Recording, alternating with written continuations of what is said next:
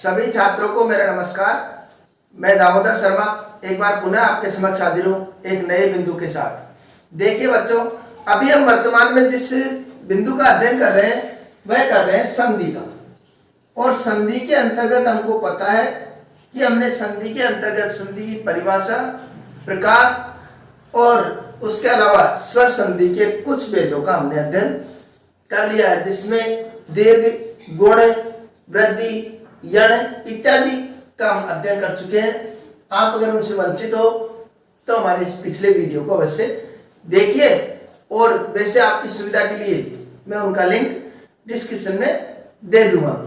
ठीक है, आज हम संधि की श्रृंखला में ही जो संधि पढ़ेंगे वह है अयादी संधि।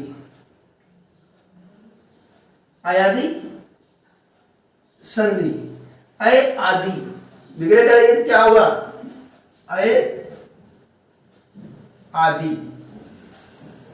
तो मतलब अय आदि जो शब्द आते हैं वो इस संधि में आते हैं। कैसे? जैसे नियम देखिए हम, ए आई ओ औ, इन दो चरणों में हमने इसको बांट दिया। अब यहां पर ए आई और ओ औ, इस प्रकार ये चारों स्वरों को हमने यहां लिखा। इनके बाद में यदि कोई असमान स्वर आए, कोई असमान स्वर आए, असमान स्वर आए तो क्या फर्क पड़ेगा? तो फर्क पड़ेगा इसमें ए के स्थान पर यहां पर आई हो जाएगा, और आई के स्थान पर क्या हो जाएगा? आई हो जाएगा। ठीक है, इधर ओ और औ, ओ के स्थान पर औ और औ के स्थान पर आओ। ये हमारे इसका नियम हो जाता है किस संधि का? अयादी संधि का।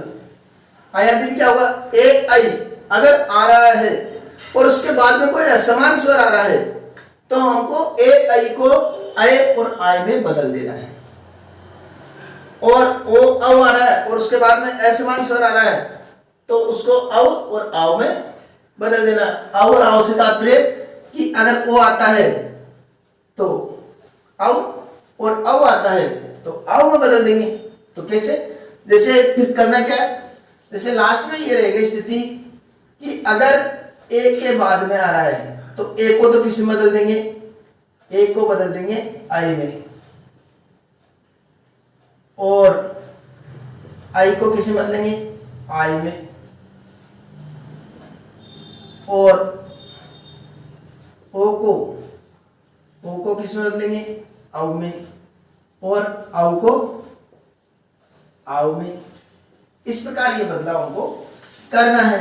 बाकी दूसरा जो वर्ण है समान स्वर, उसमें कोई बदलाव होता ही नहीं, उसमें कोई बदलाव होगा नहीं, वो तो बेसिक वैसे लिखा रहेगा। बदलाव हमको इधर करना है।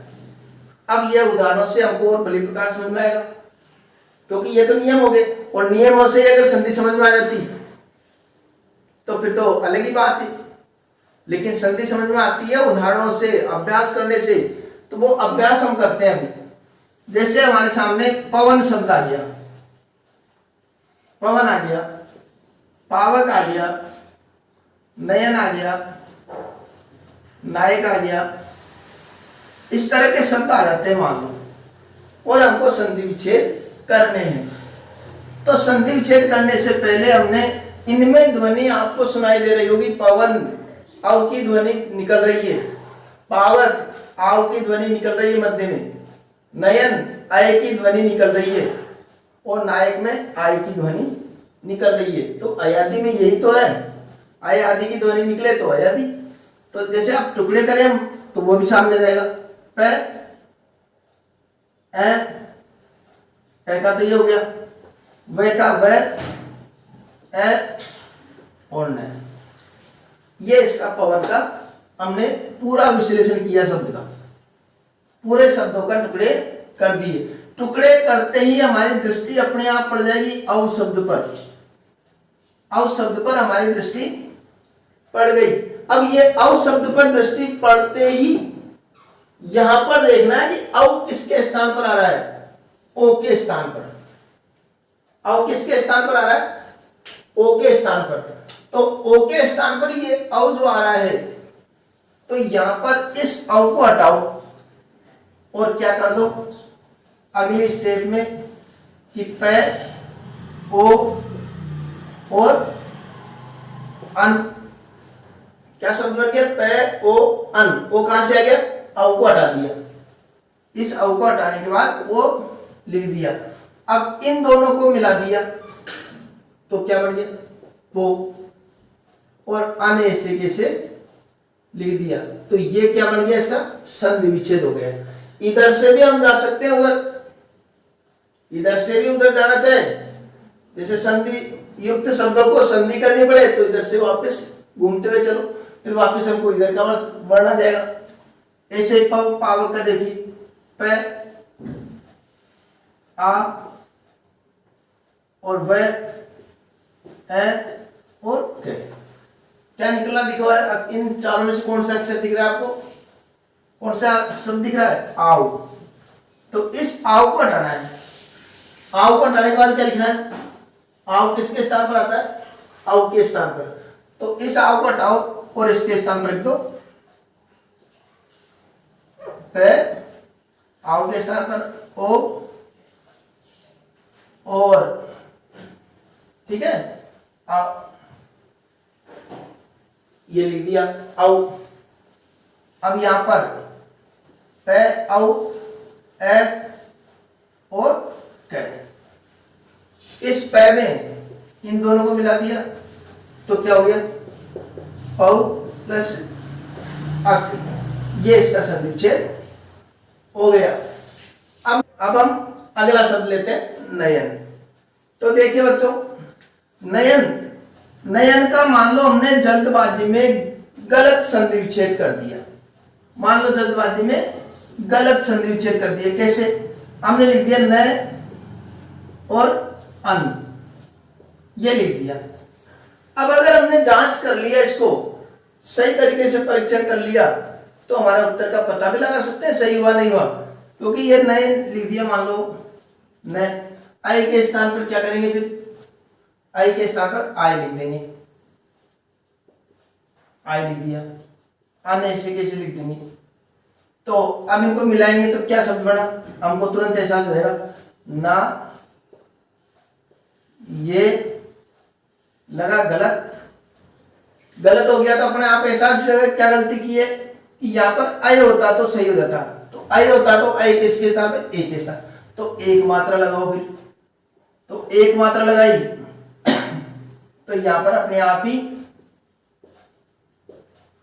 अब अपने आप ही नयन शब्द बैठ जाएगा। टुकड़े कर दिए, मिला दिया, न ए मिला, न पूरा, ये में ए मिला तो ये भी पूरा, और ये नयन। इस प्रकार ये इसका उदाहरण देता है। ऐसे ही दाहिनी शब्द आ गया, मान लो दाहिनी, तो क्या करेंगे, आय, अंदाजा इसलिए लगा देना चाहिए कि आई की ध्वनि आ रही है, तो आई की ध्वनि आ रही है तो आई की मात्रा लगा देते हैं जहां पर आ रही है, दे प्लस इनी, दे प्लस इनी। सही संधि विच्छेद हुआ नहीं हुआ इसको जांच कर लेते हैं। तो दे आई और इनी, इस आई के स्थान पर आई, यहां से देखिए ना, आई के स्थान पर आई, दे ऐसे कैसे आई, इनी ऐसे कैसे आई, दे में ये जोड़ दिया तो दा हो गया, ई में ये जोड़ा तो ये हो गया, और ये दाहिने शब्द बन जाता है।